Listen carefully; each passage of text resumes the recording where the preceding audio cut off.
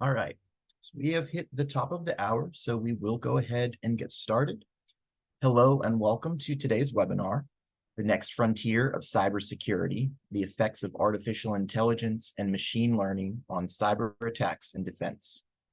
I am Matthew Formasano, a product marketing specialist for our network engineering practice at LBMC Technology Solutions, and I'll be your host and moderator for today. Thank you to everyone for joining. As we get started here, go ahead and drop your name and location in the chat. As I said, my name is Matthew Formasano, and I'm in our Nashville, Tennessee office. I have just a few housekeeping items to go over before we do get started. All lines have been muted to eliminate any background noise. If you experience any technical difficulties, please let us know by using the chat panel. We will be taking questions throughout today's webinar, and we'll answer as many as time allows, so feel free to submit your question anytime. You can do this in the Q&A section at the bottom of your screen. We encourage you to use both the chat and the Q&A features, as there are many attendees registered for today's event, and you have a captive audience of users from around the country in a variety of industries. So you never know, you might be facing a challenge that someone else on here has already been through or solved. After today's event, you will be receiving an email with the slides from today's presentation, the recording, and a survey link. Please fill out the survey. It's very short and it helps us improve any future webinars we do. As an extra incentive, by filling out the survey and answering our poll questions, you'll be entered into a drawing where we will select a winner to win a 40-can Arctic cooler. Before we get started, I do want to take just a moment to tell you about LBMC Technology Solutions. We do like to say that we're your team for everything tech, from help desk and IT support to your technology partner for your ERP and CRM systems. We're the team you can call to tackle any project. We're headquartered here in Nashville, Tennessee, but have clients all across the US. If you think of a need, drop it in the Q&A, the chat, or send us an email at info@lbmctech.com. Before I introduce, I did want to start with a quick poll to help us get ready for our discussion. Our first poll is, how familiar are you with artificial intelligence and machine learning? I'll leave this up for a few moments before we move on.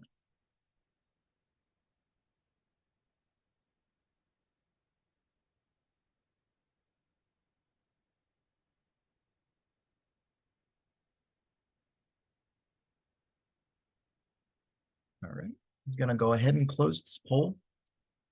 So just wanted to quickly share the results. Pretty good mix. Most people are familiar with either both or at least AI, but we do have a few people that are unfamiliar with both of them. So hopefully this will be very informative. Now, without further ado, please help me welcome our presenters for today's webinar. First, we have Mike Serra, a sales engineer for Arctic Wolf Networks. Mike has spent over 10 years in the IoT and security industry and works closely with both technical and sales teams as a pre-sales systems engineer to deliver expertise to our customers, providing security operations solutions. Mike has navigated cyber risk challenges with many customers and brings extensive knowledge to organizations across the country. Presenting with Mike today is John Hilton, a shareholder of our Consulting and Business Intelligence Department at LBMC. John is an AI and data executive with over 15 years of experience in leadership. As a shareholder and practice leader at LBMC, he helps companies implement business intelligence to enable data-driven decisions and accelerate their journey towards an AI future. He also helps companies with practical AI strategies to move from paralysis and uncertainty with AI towards meaningful and practical progress. With a master's degree in data science, he has a deep understanding of the technical and business aspects of AI and data. He is passionate about solving complex problems and delivering value to clients and stakeholders. He is also a West Point graduate and combat veteran, passionate about leading organizations with purpose and vision. Thank you, Mike and John, and welcome, Mike and John, and thank you for presenting. Thank you. Thank you.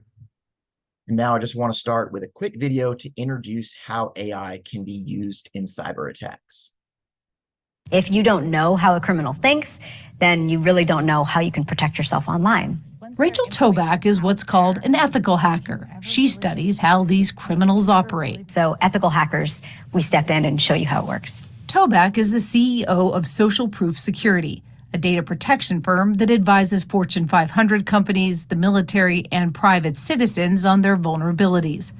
We hired her to show us how easy it is to use information found online to scam someone. We asked her to target our unsuspecting colleague, Elizabeth. Toback found Elizabeth's cell phone number on a business networking website. As we set up for an interview, Toback called Elizabeth, but used an AI-powered app to mimic my voice and ask for my passport number. Oh, yes, I do have it. Okay, ready? Toback played the AI-generated voice recording for us to reveal the scam. Elizabeth, sorry, need my passport number because the Ukraine trip is on. Can you read that out to me? Does that sound familiar? Yes. And I gave her, wow. I have your passport number. Was sitting over there. What did it say on your phone? Sharon. How did you do that? So I use something called a spoofing tool to actually be able to call you as Sharon. Oh, so I was hacked and I failed. But everybody would get tricked with that. Yeah. Everybody would. It says Sharon. Why would I not answer this call? Why would I not give that information? Toback showed us how she took clips of me from television and put it into an app that cloned my voice. It took about 5 minutes. I am a public person. My voice is out there. Could a person who's not a public person like me be spoofed as easily? Anybody can be spoofed. And oftentimes attackers will go after people. They don't even know who these people are, but they just know this person has a relationship to this other person. And they can impersonate that person enough just by changing the pitch and the modulation of their voice that I believe that's my nephew and I need to really wire that money. Now I'll go ahead and turn it over to John and Mike to continue our discussion. Yeah, thanks, Matthew. I'd like to start a lot of this over just really saying things like what is AI and machine learning, and I'll share some things on my screen here in a moment, but really digging into that question, because AI and machine learning did not get invented in November of 2022 when ChatGPT stormed onto the stage and took everyone's attention.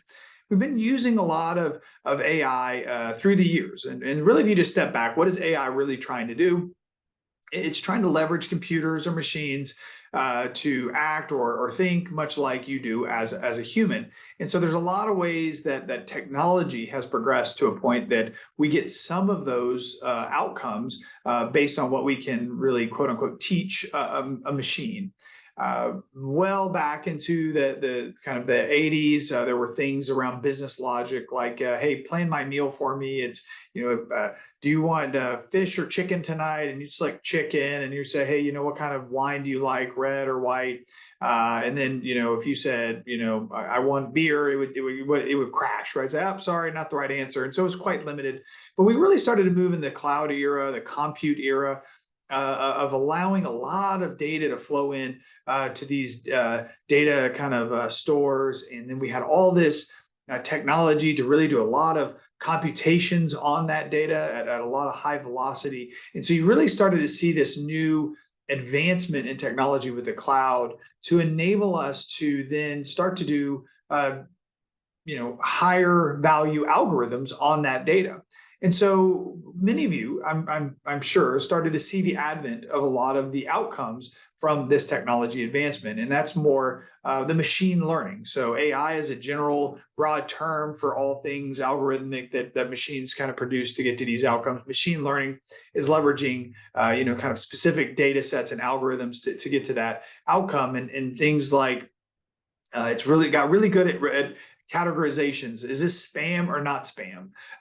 Early days of email, we would just start getting littered with everything. You couldn't make heads or tails. Everyone said everything's spam. But then Google and others started to kind of filter that out. You maybe saw this in marketing, whether that was with your Target or Walmart would start to figure out, hey, I can send you specific advertisements relative to some characteristics of your shopping behavior. We're going to learn more today. I know Mike's going to share more on like fraud detection. So fraud detection has been out there and has been an advancing area where machine learning and AI can be utilized to do that. And then even sentiment analysis. Is this news article, is it positive, is it negative, is it sports, is it political? And so we were able to kind of leverage a lot of these algorithms to do that.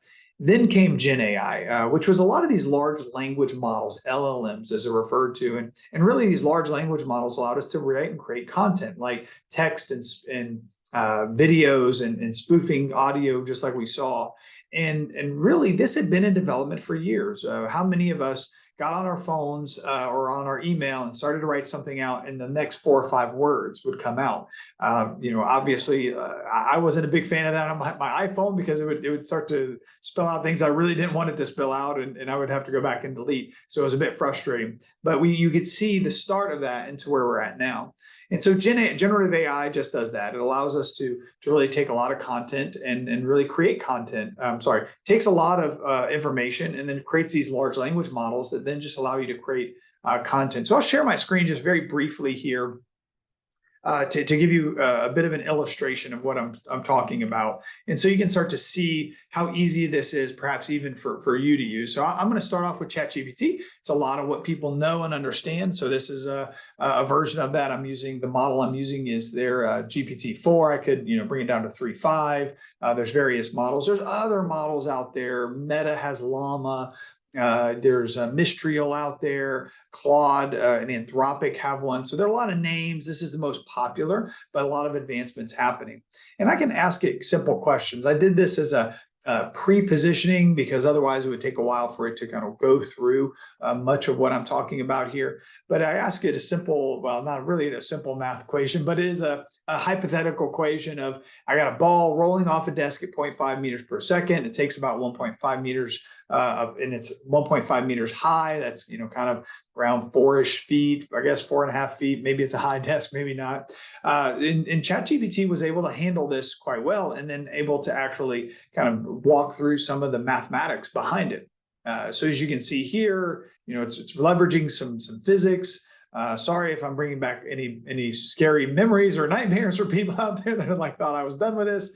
But the long story short is I just used a more complex example versus, write me an email, just so you can understand some of the power. And then after kind of determining that it would be about, 0.27 meters away from the desk at 0.5 seconds, so about half a second to reach the bottom of the, hit the floor, that further away from the desk. And then I was like, hey, well, why don't you just create me a table of this based on time? And so you can see it at, it's still 1.5 meters high, and then it just starts to fall, and there it goes. It's starting to kind of go down. Oops, sorry, I didn't mean to do that. And there we go. Stuck all the way down. So at about 0.5 seconds, it hits 0 height, but is 0.27 meters away from the desk. So again, really kind of some good reasoning. It's able to put that in. And then what happened, and it's more pertinent to today's conversation, I said, well, hey, why don't you just go ahead and create me a Python code that allows me to leverage this example? And it did. It did that. And I understand Python. And by the way, it has this easy copy code. It's actually already in Codex, which is a really easy form to copy and paste over to programming languages. It even actually gives me descriptions of different variables that are in there that I can change based on this equation. And there it goes. There's a whole Python code relative to what I'm trying to get it accomplished. And then like we saw earlier, just for fun, I said, well, hey, go ahead and create me a picture of that ball rolling off the desk. And there it is. Ball is about to roll off the desk, nicely carpeted office with some, nice features of books and China in the background. And then I said, hey, go ahead and write me an email telling my colleague about it. So it did just that and said, hey, let me go reference that. So, I'm here in trying to show you just what this can do. And I'm sorry, I'll share one more thing before I pass it to Mike. But I just wanted to really show, what we're looking at here is ChatGPT, but there's other use cases that we've been seeing, things around healthcare, like let me summarize this call and tell me medical family history, or hey, analyze this contract, what's intellectual property in this contract, and it can do it. And so there's a lot of use cases that are kind of developing around this. And Mike, I know that in your world, there's a lot of people utilizing this in nefarious ways. And so as I've described kind of AI and machine learning and what it can do in the fun ways, what are you seeing out there in the cybersecurity world? Well, first off, John, thanks for that flashback to my 8 a.m. Physics class when I was 18 years old. And, it brought me way back to waking up early and going through that. But yeah, I think that's a great example just to show the awesome use cases, the efficiencies that were built. But yeah, to your point, even with that last example of, hey, show me a script of how I can make that, that's the type of capabilities that are continuing to allow our adversaries to advance with maybe developing malicious code or an email in a more clear text, even if they're from a foreign country, for example. And so, as you mentioned, AI is not new to cybersecurity by any means. Its primary function of us at Arctic Wolf is when you have a massive amount of a volume of data, right? Being able to leverage AI, ML type technologies allows you to process that information. And that's exactly what we've seen in the industry with the growth of sophistications of these adversaries, different, the attack vectors growing in general. We're not stuck behind the perimeter of our four-wall building anymore in our firewall, right? We have a lot of different cloud applications we're connecting to. And what that means is, one, it's hard to isolate with the automated tools that are leveraging these functions, which we're keeping up to speed with, but it also leads with, the need to actually contextualize all of this information, the events, the controls, the permissions that exist inside of your environment. And so us at Arctic Wolf, that is our function as being a security operations service globally to help customers with that centralized component to compile all of this data, leverage our technology to reduce that mean time to detect. If you want to jump ahead, Matt, just to kind of show a little bit about Arctic Wolf in general and where we've gone, just some statistics about how we function, the sheer amount of data we're bringing in. So I talk about the different attack vectors that we see and different components, changes to the environments that need to be monitored. So this can be identity information, behaviors that we can analyze, contextualize based on that might be more abnormal, or helping with threat hunting based on this. These are operational tasks that people in your shoes are tasked with today to keep up with, on top of just these preventative tools that are in place. And so what we've seen is that growth in data with our global SOC, our 5,000 customers, we are seeing over 5.1 trillion events per week. And just to put that in context, for every one Google search, we take in about 100 events. And so that requires some level of technology to, again, put in those contexts, those different behavioral type analysis of an AI function to process through that data very quickly to get to an outcome. Now, the important theme of what I want to discuss today is given that, AI is great in an enclosed space, right? Of, a design parameters to isolate functions, find patterns, right? And the more that you can isolate the rules and the bounds, right, and give the right context to the situation, the farther it can take you. But there also are some challenges as these attack surfaces are expanding, as the ability to take actions in environments are changing, that we see a still need for that human partnership. And so that is also goes to say that we have our investment in the 700 security engineers that we have in our security operations centers to help with the context of the individual pieces of a business that may exist. Later on, I'm going to show you maybe an example of how we help in responding and taking action to an environment. But this is a solution today of not only having that centralized tool, which is a requirement we're seeing for people to have security information and event management systems, a SIM system to consolidate, but the operations on top to get to that context. Because unfortunately, where we're at today, AI still generates and produces that noise that needs to be processed. And if that's not your sole function, that's where having a more dedicated focus to that can help with isolating, reducing mean time to detect, getting to an outcome to prevent attack from spreading throughout your environment. So definitely is something that we're tracking, we're growing, we're keeping up with the data, but we need these powerful tools to leverage to protect, especially as they're being leveraged to quickly identify environments to infiltrate. So yeah, I think Matt here has a poll just to kind of advance into this, but next we're going to be talking about a little bit deeper into details of maybe how are some of these AI functions being leveraged for more adversarial work as well as on the proactive side. So I'll kick it back to Matt here. Perfect. Thank you for the setup, Mike. So just as you said, our second poll here is about cyber defense and asking, is your organization currently using tools that leverage artificial intelligence and or machine learning for its cyber defenses? Leave this up for a few moments, and then I'll go ahead and share these results with everyone just so we can kind of see what the environment is out there.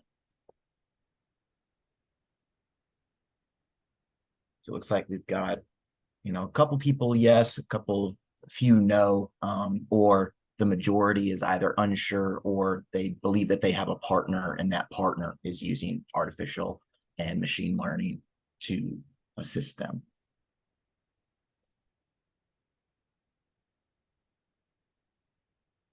Yeah, it's not, that poll's a great poll. And I know it's geared a little bit more to cybersecurity, but, I've seen most or good different polls, I would say, that just talk about AI and machine learning in general. And, is your organization really driving into it? Are you just starting? And are you're not at all? And kind of it's in around the 20% are saying, hey, yeah, we're kind of leading the charge. And 80% are saying, hey, I'm trying to get going. And so, what I encourage anybody on that spectrum, if you have found a place to be using AI, machine learning, and cybersecurity, great for you. Find partners, find your space, find the right platforms, like Mike's talking about here today, that allow you to leverage that. And there's so many areas of your business that you really want to probably take a look at and say, hey, how can we actually start to utilize this in a really meaningful way?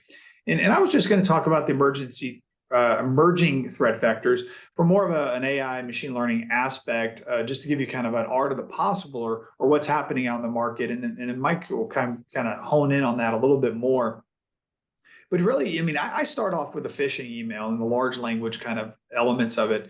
How many of us have received an email in the past that's like, dear sir, I'm from a Nigerian prince, and there's all this money, and we kind of laugh, ha ha. Half the words are misspelled, and it's clearly non-native English speaker trying to write this, and so it's easy cognitively for us to kind of laugh it off and pass it off. Then the phishing has gotten a little bit more sophisticated. Your company has targeted ones like, there's a new parking, new executive parking, like don't park here, and so everyone, I'm going to go take a look at that, or you got a package that's ready to be delivered. But I started to think about what we saw earlier in that video and that was shown earlier. What happens when those emails become very fluid, very articulate, that you can't tell that was written by a bot or any kind of form email. Maybe it even references some specific things you have out on social media because it's already able to pull that in. Hey, Bob, I saw you at a distance at the barbecue last Friday. Here's some things I saw, or, hey, you lost your phone or something, that nature, you lost some money, please contact me. That's very real. Then I say, what happens when they call you with their voice? And we saw that in that video. Hey, mom, I need to be picked up. I lost my credit card. Can you give me a credit card real quick again? I got to pay this guy.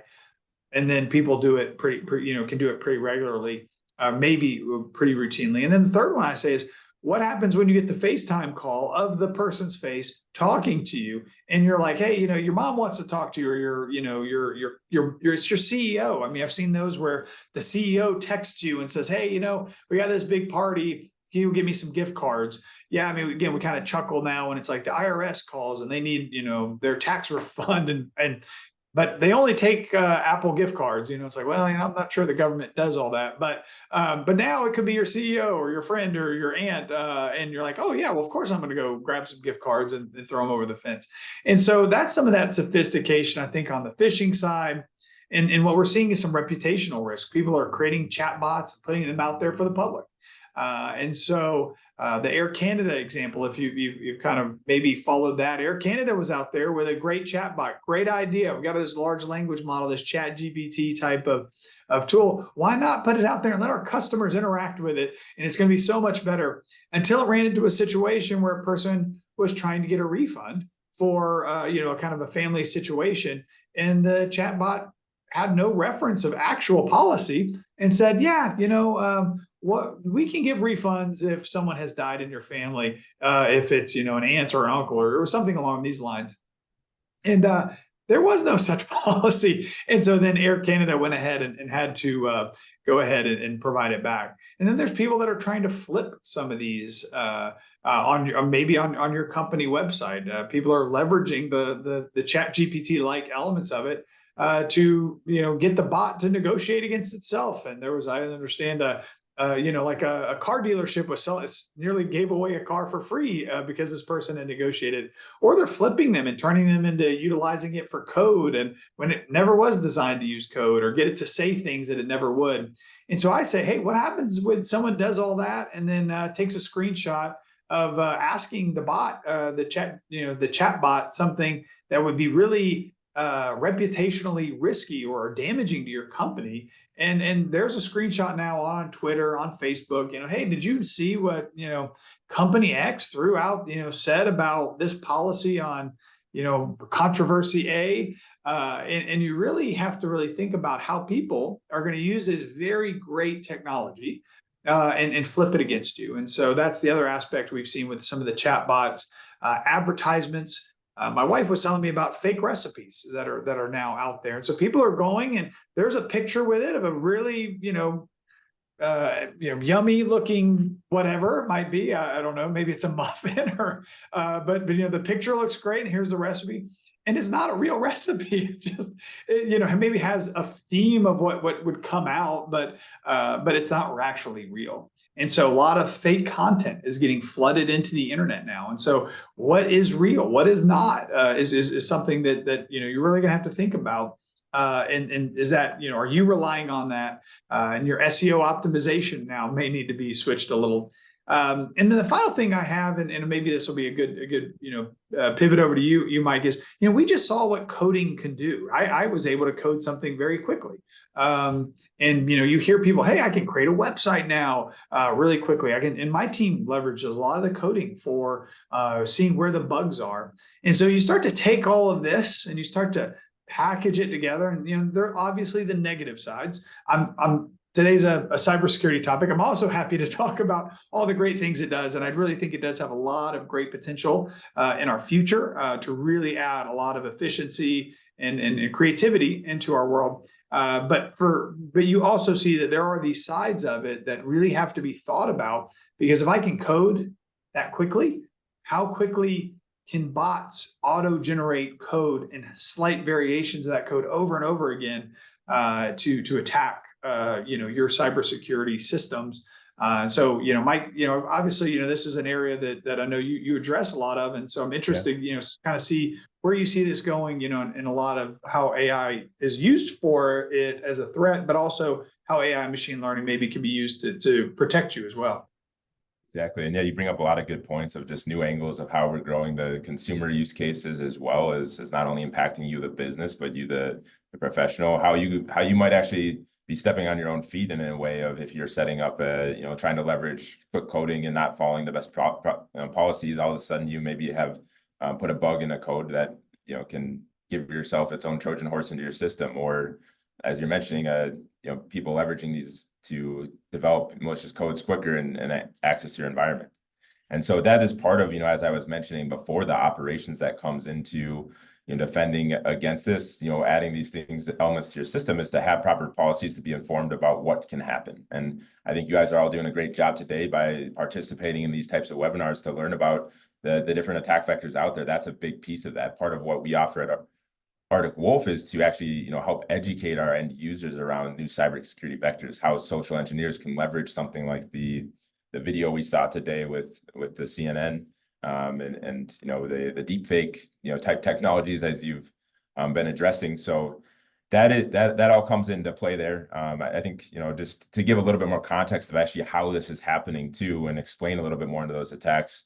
I'd like to talk about a little of those. So that, you showed us Chat GPT, that large language model. A lot of these models are meant to, help set up the helpful functions, help you advance, build efficiencies. And most of these have the right protections to help avoid maybe that having them being leveraged for malicious behaviors, even if there are situations where maybe they can produce hallucinations. But we've also seen stem ops of this in jailbroken large language models. One example of one is called Worm GPT, where you can actually ask it things. Hey, there's a known CVE, a known critical exploit of a vulnerability that exists.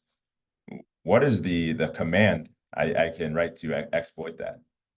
That is helping these efficiencies that exist. So there are tools like that are out there, a way to be aware of. And again, this is where we need to build protections against these.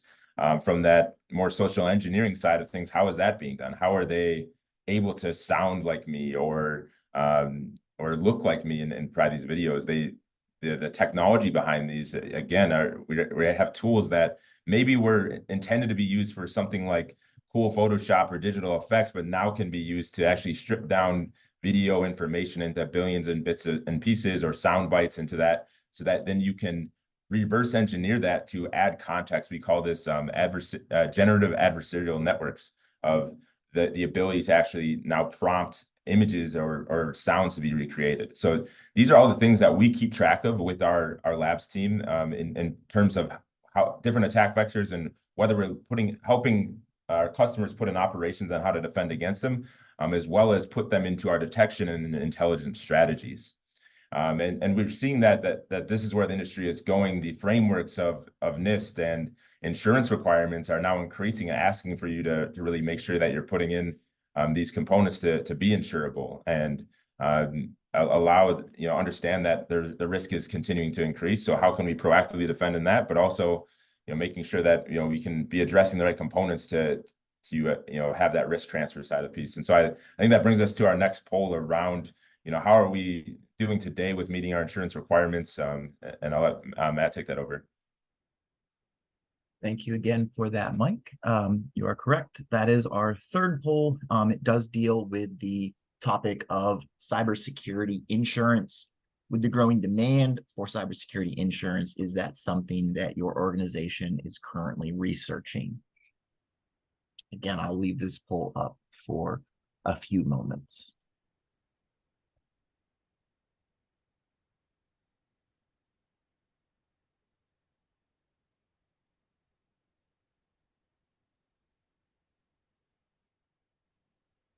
And I'm not sure about you, John, as people are filling this out, this is something that we have seen heightened with these requirements coming out of being more asked. In the past, it's been, do you have antivirus? Do you have MFA in place as perimeter defenses? But now it's advancing into, do you have proper education to your end users? Do you have proper, back-end SIM technology to make sure that you have this detections? Do you have an operational strategy? And then we've seen it, effectively premiums being able to be lowered because people are now putting these in place. So I don't know if you have. Yeah, absolutely. I mean, there's just, it's such a, risky world in that way that, you never know. And it can be the most innocent person in your organization that, everyone loves and trusts, and just happens to just hit one bad phishing email out of, for some reason, and the next thing you know, you've put a lot of your customers or clients or at risk. And this is happening. I do know that this is happening. Sometimes not everybody's coming out saying what exactly happened, but a lot of things are still happening where it's the attack vectors are there, but also your internal kind of phishing and social engineering are there. And then at the end of the day, that has consequences relative to liabilities that you're going to carry now. And so it just makes sense that in this world, that this is, we all have car insurance and homeowner insurance. Definitely as a business, you have to really be thinking about these kind of liabilities. Absolutely. Well, I think we get to lighten the mood here now and talk about the more proactive side of things and kind of bridging into that. I would like to say that I am mostly excited about what the future holds within artificial intelligence.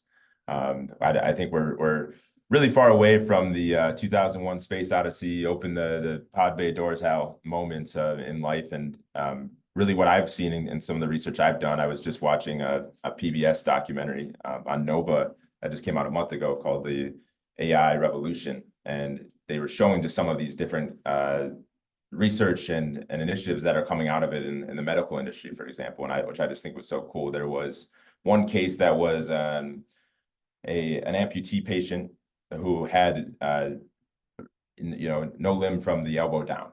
And so with their prosthetic that they're making, they were leveraging an AI technology to use different classification models that could pick up the different electrical signals coming out of the end of their arm, and their brain and the electrical signals get being sent to do functions like open and close of that aperture, was able to be contextualized and categorized into those certain functions, and now that person is heading towards a situation where they have a working hand. I just think that's so cool.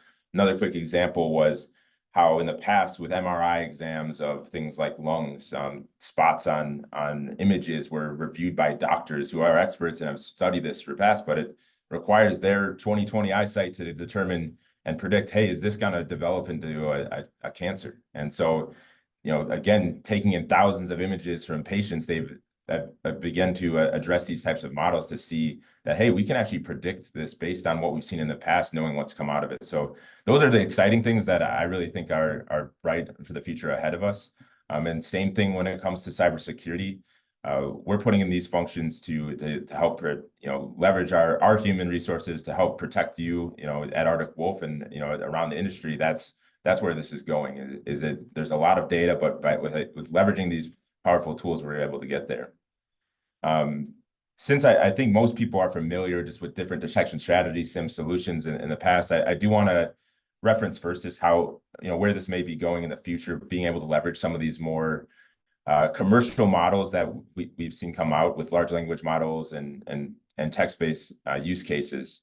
I got the pleasure of sitting down with our AW Labs team recently, and they were explaining some of the research they were doing and how can we actually leverage large language models in addition to our detection strategies to help with our intelligence planning, to help with how we're making our team more efficient. And so they actually started there was a study that came out.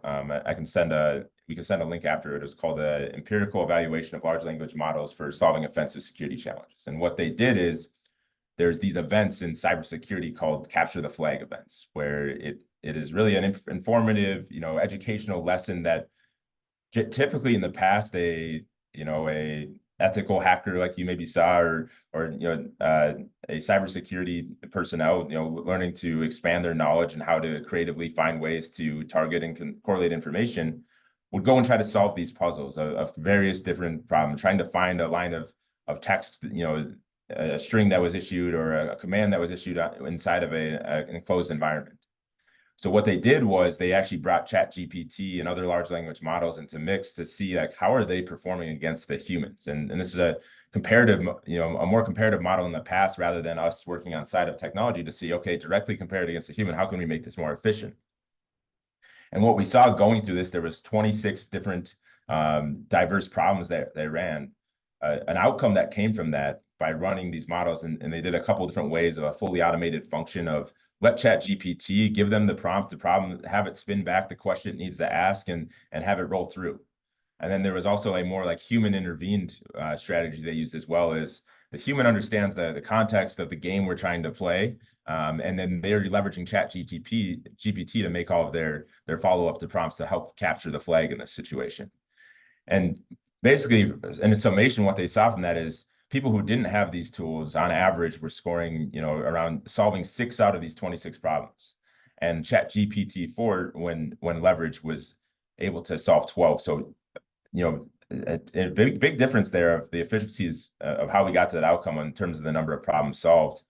An interesting factor of the different methods that were used, it was also interesting to see that there was a better outcome, less failures when there was that human context involved, right? They had additional context that just wasn't quite able to be explained to, Chat GPT on its own. There was something about the game that the human could add an element to actually make that more efficient and get to better outcomes, result in less failures. So I thought that was interesting. And I think that really plays into the next conversation of let's look at a real example of how our SOC leverages these, AI components to create these detections, but we use the human context and of our security operations center and triage team to actually help formulate that outcome that makes the most sense for that business.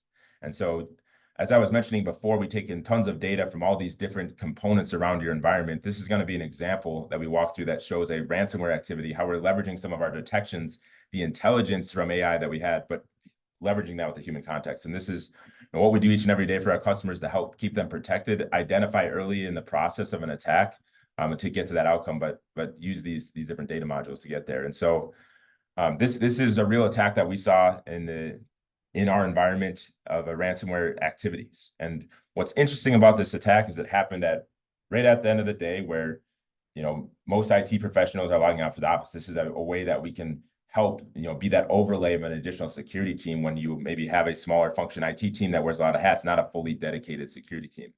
And what we saw was we picked up a detection that a malicious PowerShell script was being run that changed the password to an admin credential.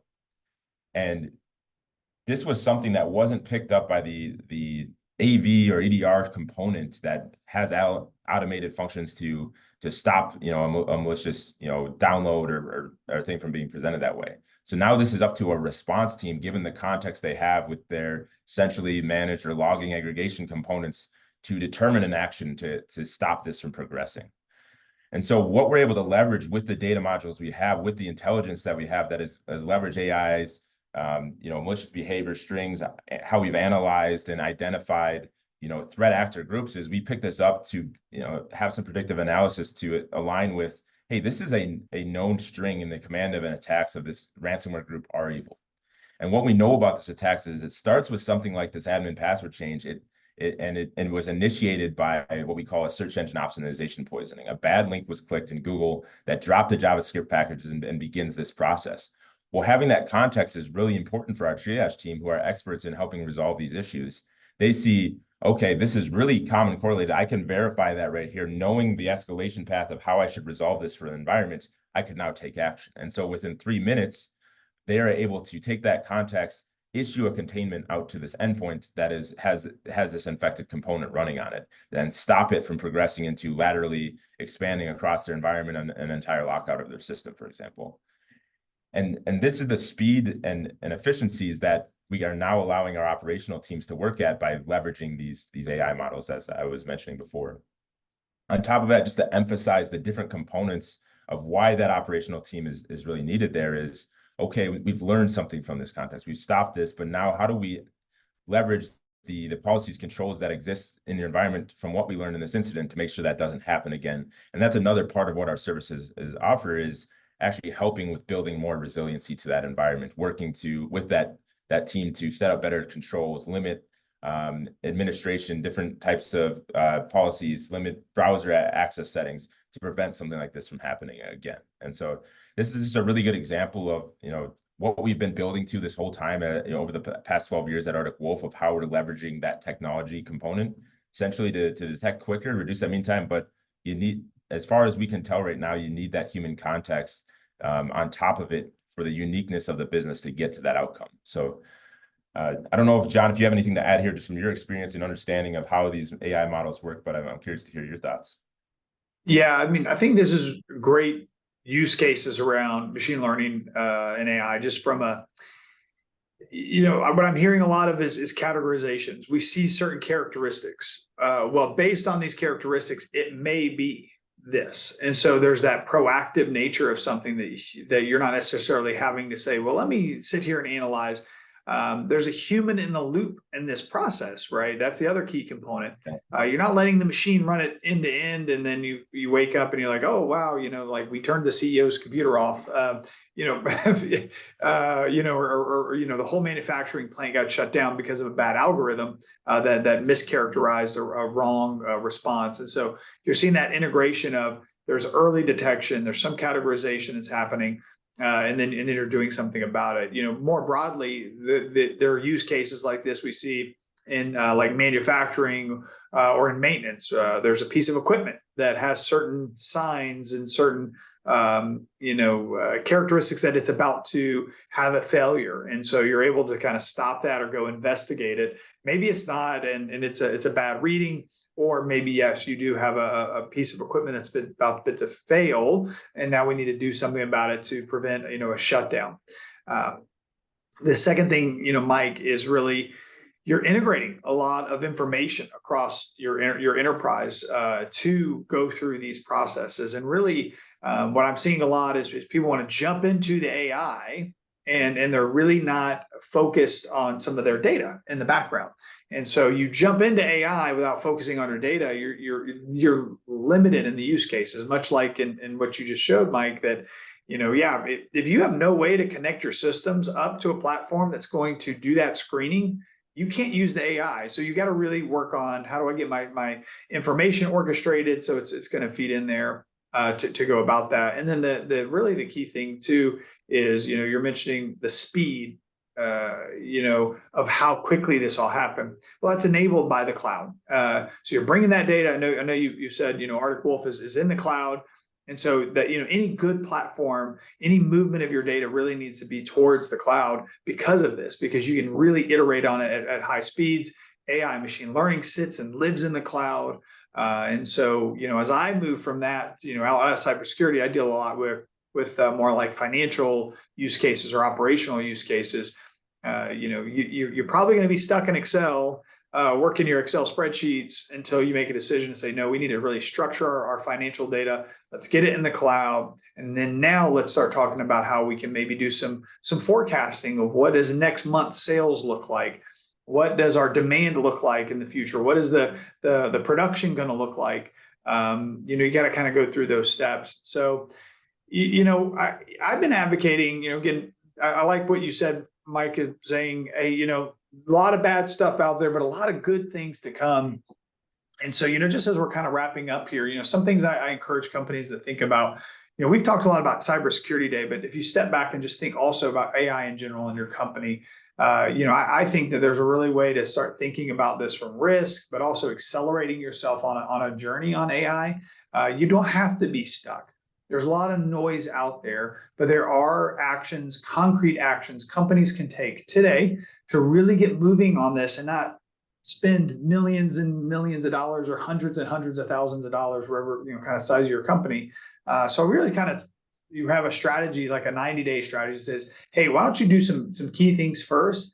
And then you can at least say, you say, we're doing something about it. So we talk about a foundation setting and, do you have an AI policy? Do people in your company know whether they can go use ChatGPT or not? Do they know the risks associated with using them? And then, oh, by the way, did you know that there are licenses and there's ChatGPT you can buy off the shelf and use it in your company, and it's completely safe for, they're not going to train future models on your data. The same with kind of Copilot. So anyway, the point being is that, get your foundation set, get an AI committee set up in your company that can kind of do some thinking around this. And then maybe even use some of the NIST frameworks to say, are we using AI today? If not, that's okay. But if we are, maybe we need to think about how we're using it. And then that middle section is, maybe it's time to go buy some of the off-shelf tools. You don't have to go off on your own AI adventure. I know with LBMC Technology Solutions, and Matthew can really help you out in this way. If you need to buy some Copilot licenses for your Microsoft 365, so you can start using it in PowerPoint and in Excel and Word, you can do that today. Again, that's not unsafe. Your data is not going off anywhere. It's already in Word and PowerPoint. I'm sure you have company secrets in those documents today. They're probably going to stay safe there. And then finally, so really maybe buy some of those tools or think about some of those tools. And then finally, really start to pilot, some maybe specific use cases. I showed early that contract use case, or that call, that patient use case that was on their very sensitive data, and you can kind of leverage some of these models on some of your data or your information that's unique to you that doesn't go out to the world. So again, you kind of move from broad, set your policy, maybe get some tools, and then maybe start thinking about some places you could build out very simply some kind of key enablers. So that's a good way to kind of frame this up. And then part of that is like what Mike was talking about.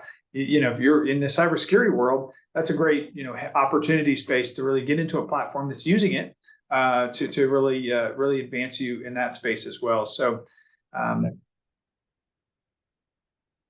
But I think we're open. Matthew, I'll hand it over to you. I think we're open for some questions here at the end, or another poll maybe, but then some questions. Yes, we've just got one poll before we begin to wrap up, and it's just trying to gauge interest in cybersecurity incident prevention tools. So I will go ahead, leave that up for a few moments as well, and then we will begin to wrap up.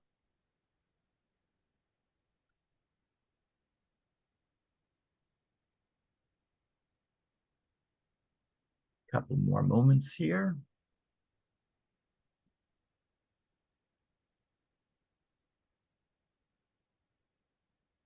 All right.